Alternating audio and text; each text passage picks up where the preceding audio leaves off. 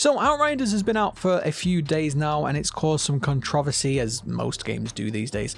But I want to give more of a balanced opinion on the current state of the game and the game launch itself, because there's been quite a lot of conversations happening because of Outriders, and honestly a lot of them are very, very valid conversations, but like most conversations we have online these days, everyone's just yelling and screaming at each other. So just before we get into the video, I want to say, just let people have their own opinions. Some people are going to disagree with you. Some people think it's a great game, some people think it's a terrible game. For an example, just because somebody thinks something different to you doesn't mean that they're wrong, doesn't mean that you're wrong, just people have different opinions. But in this video, I want to give a more balanced approach to the entire conversation as a whole. I'm going to explain what the problem is and what the problems are, and I'm also going to give my own personal opinions on all of these issues, and I'm also going to tell you whether you maybe should check it out or shouldn't, and why. Again, based on my own opinion of the game, but I just want to give a more of a balanced and calm approach to the conversation of the Outriders launch. So first of all, there's kind of two major conversations going on at the moment of whether Outriders is a good game or not, and also about online-only games and online-only game launches, because this is the first time I've seen this specific sort of problem with online launches happen, and there's been a lot of conversations flying around, and I think a lot of them are really unfair. So first of all, let's delve into the game itself. Is it a good game? Do I recommend it? Yes, 100%. If you like this style of game. Now, this is the first big sort of hurdle with Outriders. Now, I'm going to be fully open with this. I've played around 40 hours of the game so far. I've played with friends, I've played solo, and I've gotten to endgame. Now, I've had a blast. I've had a real good time with this game when it works, and we will come on to that, don't you worry. But when the game works, I'm having a great time with it. But I'm also used to this type of game. So what kind of game is Outriders? This is the first big problem and first big question with Outriders, is what type of game is it? Now, this is absolutely a Holy Trinity game, and a Holy Trinity game is a game where you have tanks, healers, and DPSs. Now, a lot of you will be familiar with these types of games. They're usually MMOs or games like Diablo or Overwatch, but these games where you have different sort of roles, and then you have different classes that fill these different roles, and then you as a player have different ways of playing based on your chosen role. And that's absolutely true of Outriders. Now, Outriders does it a little bit differently. You don't have a healing class, you have a tank class, and you have 3 DPS classes, but they all sort of fill those expected niches. Now, for an example, I play the tank. I forget what the tank is called. Demolisher? Maybe? I can't even remember. It's the one that I play, and I can't remember the name of it, but I play the tank one, and my abilities are definitely melee focused, and they're more focused around damage mitigation, keeping me alive, keeping my party alive. And the other 3 classes work a little bit differently. So you've got the Trickster, which is the melee DPS, but the melee DPS that wants to get in and out of combat. Like, they don't want to stay in combat like I do. They want to jump in, do some damage, and then jump back out again. You have the ranged sort of mage kind of class, which is the Pyromancer. They're all about doing really high amounts of damage, but they have no damage mitigation, so you really don't want them to be in combat. And then finally, you have the Technomancer. The Technomancer is more of a summoner sort of hybrid DPS class, where they can summon little turrets around, and the turrets do different things and help them out. Very, very similar to any sort of Necromancer or a Warlock if you've played WoW. And you'll probably, if you've ever played like Diablo or WoW or any of those kind of games, you'll probably be very familiar with that already. You're probably starting to think, oh, I get what's going on here. And this is kind of one of the first big hurdles with this game, is that I think a lot of people don't understand that. Now, if you're somebody who does understand that, you'll jump into the game with one expectation. That expectation is essentially what I had, where you jump in and you're going, oh, we're supposed to play with friends or with people, and we're supposed to work together, and you understand implicitly that every class has strengths and weaknesses. Now, for example, I play the tank. The tank, naturally, like every tank in everything ever, I have so much damage mitigation that it's very difficult for me to die. In fact, I can't remember the last time I truly died. But also, I have really low damage output compared to the other classes. So when I'm playing solo, there are encounters where I struggle because my DPS is so low that things just take forever to die. But when I play with friends, all of a sudden, it's like the orchestra is playing, and I'm like, now I get it. I'm jumping in front of the enemies for my teammates. I'm the one taking the damage so that they can do their really good DPS. My strengths complement their weaknesses, and their weaknesses complement my strengths, if that makes sense, right? So already this game is designed around co-op, and we're going to come on to that in a minute, because that's a lot of people have been really angry about this game because they think it's a single player Halo style game, and it's not. So you have this team-based combat, and that works really well, and then the core gameplay loop is quite simply kill some enemies, move on to the next zone, maybe pick up a collectible or open a door, kill some more enemies, do something else, move on to the next zone, and just rinse and repeat. And then there's some boss fights in there, some traditional boss fights, and also some mini bosses, and there's things like that. But it's generally just keep killing, keep looting, and loot is a huge part of this game. Keep going on. And again, if you've played Diablo, once you get to the end game, you'll realize that the end game is all about pushing the highest tier level. So in the game, you have world tiers, and you want to push the highest tier level that you can manage. And the only way to get better is to get better gear. And the more gear you get, the higher world level you can manage. And then you just keep going and keep pushing and keep going and keep going, right? That's basically what this game is. So if you understand that and you like those sort of, again, the closest example is Diablo, you'll probably like that. However, because this is a third-person shooter, I think many people are coming into Outriders expecting a traditional third-person shooter, and it's not that. Now, a lot of people have been comparing this to Gears of War, and when I first started playing, that's what it felt like. It felt like a Gears of War game. The game's even telling you, go get in cover and stuff like that. And I honestly can't remember the last time I went in cover now, because the game isn't Gears of War. It's not a cover-based shooter. Like, cover is useful sometimes, but it's not. It's not a cover-based shooter. I don't know why the game puts such an emphasis on it at the beginning. Now, another thing that a lot of people probably are expecting from if you're expecting this to be a single player first person shooter, kind of like Halo, is you're probably going to be disappointed, because there's a campaign there and it has a story, but it's more of an MMO story. If you've ever played an MMO, right, the stories are usually like, okay, they're quite bland, they have their moments, but the majority of the story is you going around and exploring the world, picking up side quests, doing hunts and leveling up your character, and the story is almost like a secondary thing, and that's absolutely what's going on with Outriders. I'm going to be honest, I played through the majority of the game with 2 friends, and we skipped most of the cutscenes. Now, some of the cutscenes were interesting. They had like kind of an Avatar sort of vibe. I'm not going to spoil any of the story, but there's definitely like Avatar references or inspirations, and there's definitely kind of a sort of a Mass Effect vibe going on. It's definitely sci-fi, and that was fine, but I didn't really care about it because it wasn't stellar. It wasn't like a Halo campaign. So if you're expecting that, if you think this is a single player game, you're going to be sorely disappointed. And I think that's why so many people are coming to this game and going like, this isn't what I expected. So it's definitely about the gameplay loop and the looting and the progression rather than the story. Now, the story's fine, that's cool. So that's what the game is, and does it succeed? Again, 100%. If you're looking for that Diablo style game where you're just going to be going in with a couple of friends, having a good time over comms, having a beer, just killing people and getting better loot and getting happy when you see a legendary drop, or being sorely disappointed when a legendary drops and your blue is better, which definitely has happened to me. But if you that's the kind of game that you want, you're gonna love it. And the combat is super fun. It's the class. I'm playing the tank, and tanks are traditionally boring in most sort of games, and I'm playing the tank and having a huge amount of fun. I have an ability where I can literally leap up in the air and then slam back down on anybody, and I've actually been abusing that ability in certain boss fights to make boss fights super easy.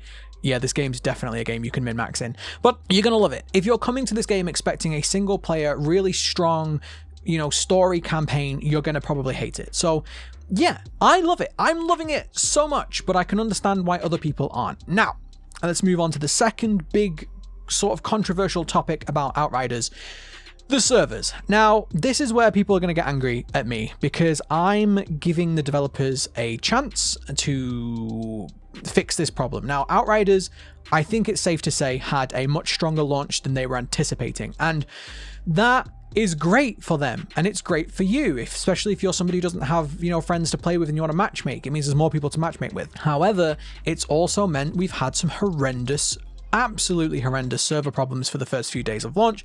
They are slowly getting better, but they're still pretty bad. And what that problem is for me and my experience in England is that as soon as I hit around sort of 5-6 o'clock in the evening, the servers go to shit. And it's quite clear to me that it is a server load issue. More people are on because it's the evening, more people come home from work, school, whatever, people are jumping on the game, the servers are getting overloaded and they can't handle it. Now, in the first 2 days of Outriders being launched, what this meant was that when the servers started to get under load, people were getting disconnected. And I mean, most people, if not all people, were getting disconnected from the game. Now, the problem with that was that when that happens, everyone then rushes back to reconnect to the game, which just causes further server issues.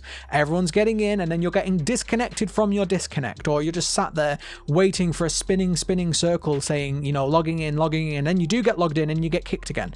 And this was happening very consistently for the first 2 days.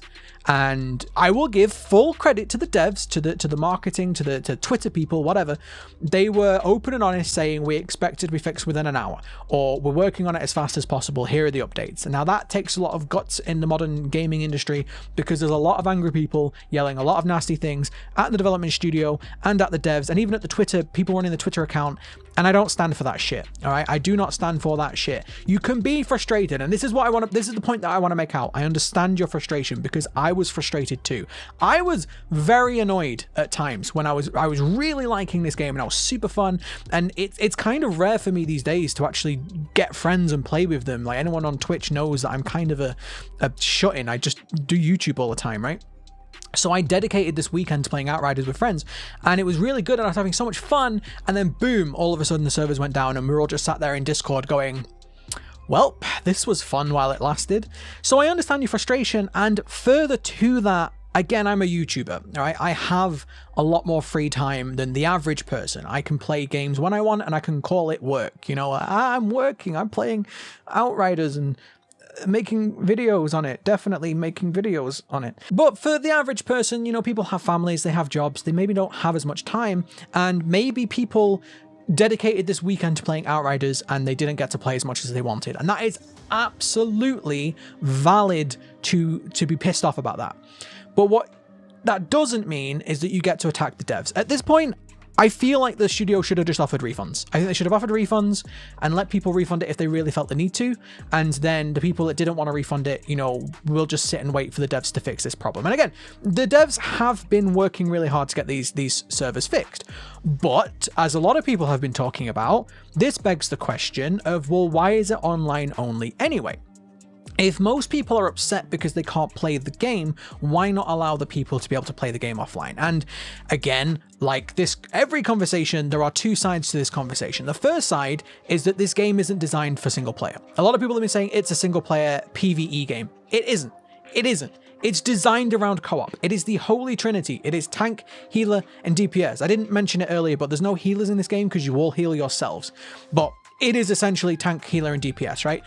The game is designed to be played with other people. Now, can you play it solo? Yes. Is it fun solo? Yes. Is it the same experience? No, it absolutely isn't. The game is designed for co-op. It's much more fun co-op. You're going to have a better time co-op. You're going to be able to do higher level content do than you are going to be able to do single player.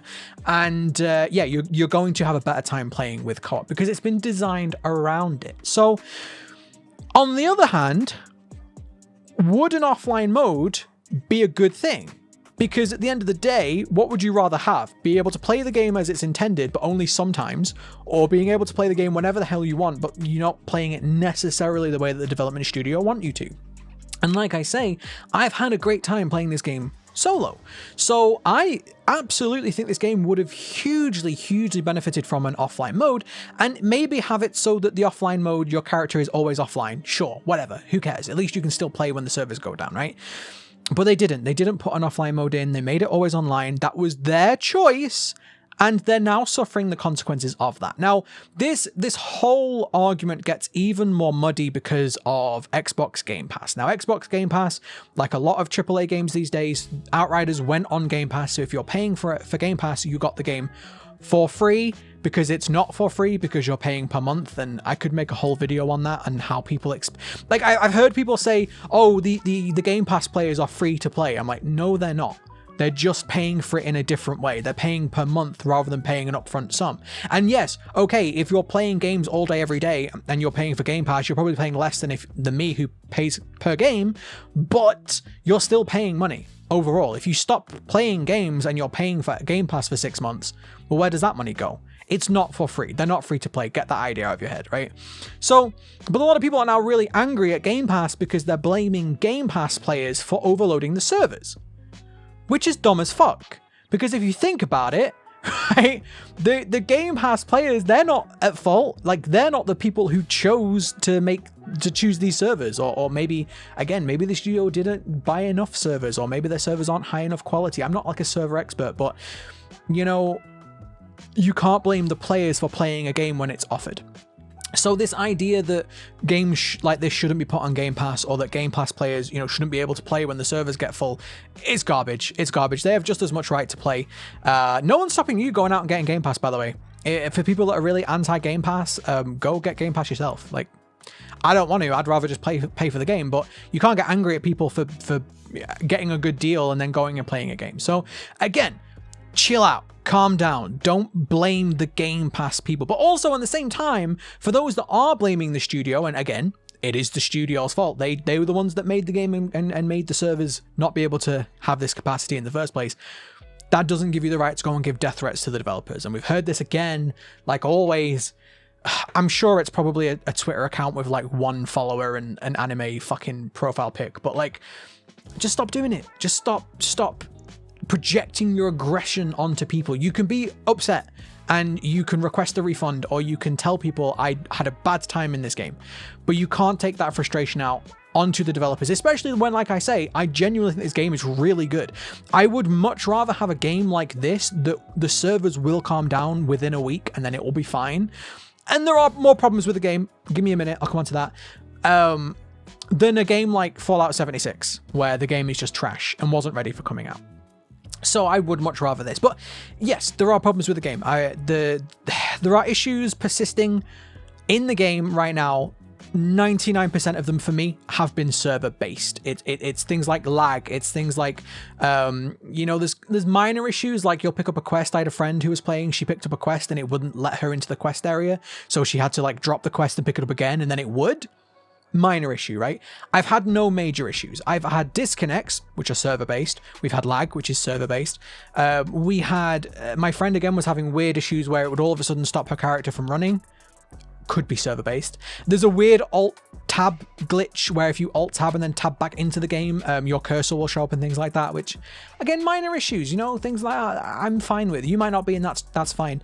But overall, my final, before this video turns into like a 30-minute video, my overall thought on Outriders is, if you like this style of game, you're probably going to like it a lot. If you thought it was going to be a Halo sort of game, it's not, and you're going to be disappointed. I think the game is fantastic, and I'm loving it, and I'm having a blast playing it, which for me, fun. Go back to what Total Biscuit used to say. A game needs to be fun or compelling, right? And this game is absolutely fun. I'm definitely getting the addiction. But also beware if you're somebody who has slow internet, or, you know, if you only get 1 day a week to play and you're going to be reliant on whether the servers are up, that's a consideration for you. And that's something that you as a consumer should protect yourself from.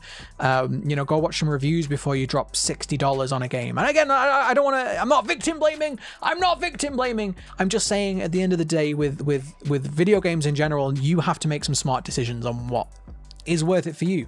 And are you going to get your money's worth? Now, I've played for 40 hours and I've had a blast so far, and I've just sort of hit the end game. I've still got a lot of hours probably in this game, and I also haven't tried the other classes yet. So for me, I think it's absolutely worth it, but it might not be for you. It depends on your situation. So yeah, I don't know. If you have Game Pass, definitely try it. If you don't have Game Pass, maybe consider what type of game you're looking for. And if you're looking for a game that is definitely a grindy sort of looter shooter, then yeah, this game might be for you. Anyway, I hope you enjoyed. If you did, do all the usual things, subscribe and shit. You don't have to. I've just, oh god, I've just lost like 800 subscribers for some reason. Anyway, if you enjoyed the vid, do the things, subscribe and all that lot. I will be doing more videos. Listen. I'm going to be doing more videos. I've not been well mentally or physically. I haven't been well the last couple of weeks. So the videos have been slow, but they're coming back. I promise they're coming back. Oh, also, for anybody who fell for my April Fool's video, which a lot of you did, got him. I'll see you next time.